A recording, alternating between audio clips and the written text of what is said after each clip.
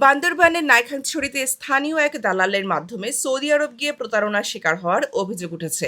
ভুক্তভোগী পরিবারের দাবি, প্রতিশ্রুত চাকরি না পেয়ে ভিন্ন ভিসায় পাঠিয়ে ঝুঁকিপূর্ণ কাজে নিয়োজিত করা হয়েছে তাদের ছেলেকে। আল্লাহর ভিসা হঠাৎ চিল্লে ফেটুরি এখন ভিসা দিয়ে দেয় ইনারি ভিসা অভিষেক অভিষেক ভিসা দিয়ে দেয় এখন আর যে ভিসারে হাত ন দেয় আর পাওয়ারে মেরে হারাত দিয়ে রাস্তা রাস্তা রাস্তায় গাছ চারা রুয়া দিয়ে গাছ কুড়াই কুড়াই ইয়ার পরে আর ভিসা ওয়ার যে হামর এ বিষয় ন ভিসার যে হাম আছে এ হামও ন দে একামও ন দে 2 বছর পর আপনার টিকিট দিবার কথা টিকিটটা ন দে। ঘটনায় থানায় লিখিত অভিযোগ দায়ের করা হয়েছে। নাইখানছড়ি সদর ইউনিয়নের ৬ নম্বর ওয়ার্ডের বাসিন্দা মোহাম্মদ ইসলাম অভিযোগ করেছেন, স্থানীয় ব্যক্তি মীর আহমেদের মাধ্যমে ৪,৫০,০০০ টাকার বিনিময়ে প্রায় ৮ থেকে ৯ মাস আগে তার ছেলে মাহমুদুল হককে সৌদি আরবে পাঠানো হয়। প্রথমে ফ্যাক্টরির চাকরির ভিসায় আশ্বাস দেয়া হলেও পরে প্রতারণার মাধ্যমে ক্লিনারের ভিসায় পাঠানো হয়।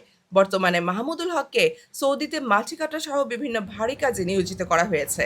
এছাড়া তাকে এখনো দেশটির বৈধ আবাসন বা কর্মসংক্রান্ত প্রয়োজনীয় কাগজপত্র, ইকামা, বৈধ থাকার অনুমতি দেওয়া হয়নি বলেও অভিযোগ করেন তার বাবা।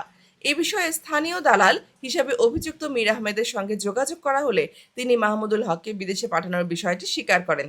তবে তিনি বলেন, তার দায়িত্ব ছিল শুধুমাত্র বিদেশ পাঠানোর ব্যবস্থা করা।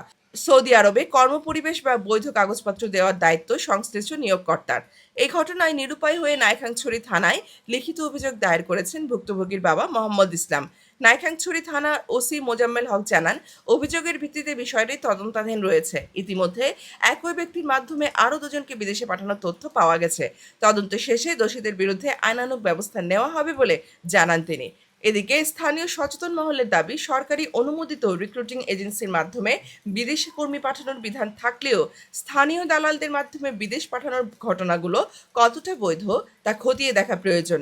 একই সঙ্গে এটি মানব পাচারের সঙ্গে সম্পৃক্ত কিনা সে বিষয়ে সংশ্লিষ্ট প্রশাসনের কার্যকর তদন্তের দাবি জানিয়েছেন তারা। ইসলাম সরকারের হুয়া মাহমুদুল হক ওর বিদেশ নিয়ে নিরু ফরবাইনে ফোনাবার হওয়া বিভিন্ন জ্বালা মাজা আছে তাহলে ওর তো তখন মেরুর তো তখন সরকারিভাবে কোনো দিয়া নাই, ডকুমেন্ট নাই বিদেশ পাঠাবের মতো। তাহলে আরা এই জিনিসটা নিজায় না বাসে ধরে তাহলে আরা জিনিসটা সুস্থভাবে আরা বিচার চাই আইনগতভাবে। সাইমা তানহা, নিউজ ডেস্ক, কক্সবাজার কণ্ঠ।